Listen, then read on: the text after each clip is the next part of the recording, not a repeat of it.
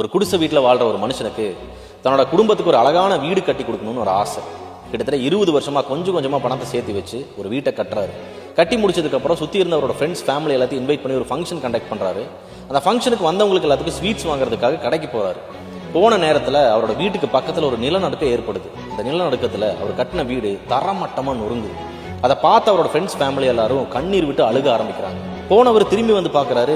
திரும்பி வந்து பார்க்கும்போது அவர் கட்டின வீடோட தடயமே இல்லை, தரமட்டமாக நொறுங்கி போய் கிடக்குது. இருந்தாலும் அவர் வாங்கின ஸ்வீட்ஸ் எல்லாத்தையும் கொஞ்சம் கொஞ்சமாக எல்லாத்தையும் கொடுக்க ஆரம்பிக்கிறாரு. உடனே இதை பார்த்து இவரோட ஃப்ரெண்டு கோவப்பட்டு இவர்கிட்ட வந்து, உனக்கு என்ன பைத்தியம் பிடிச்சிருச்சா, நீ கட்டின வீடு இப்படி தரமட்டமாக நொறுங்கி போய் கிடக்குது, நீ எல்லாத்துக்கும் ஸ்வீட்ஸ் கொடுத்துட்டு இருக்க அப்படின்னு சொல்லி கேட்குறாரு. உடனே இவர் சிரிச்சுக்கிட்டு பதில் சொல்றாரு, இப்போ நீ இங்கே நடந்த சம்பவத்தோட நெகட்டிவான விஷயங்களை பார்க்குற, ஆனால் இங்கே நடந்த பாசிட்டிவான விஷயத்தை நினச்சி நான் சந்தோஷப்படுறேன் அப்படின்னு சொல்லி சொல்றாரு. இன்னைக்கு நான், என்னோட மனைவி, என்னோட குழந்தைகள் எல்லாமே உயிரோட இருக்கும். இதே சம்பவம் நாளைக்கு நடந்திருந்ததுன்னா எங்க யாரையுமே நீ உயிரோட பார்த்துருக்க முடியாது அப்படின்னு சொல்லி சொல்றேன். The moral of the story is, நாம் ஏதோ ஒன்றை இழந்து கொண்டிருக்கின்றோம் என்று நினைக்கும் நேரத்தில் கூட ஏதோ ஒன்றை அடைந்து கொண்டுதான் இருக்கின்றோம். அது நாம் அடுத்த நிமிடம் இழுத்துவிடும் மூச்சாக கூட இருக்கலாம். Everything is happening for a reason. Be positive.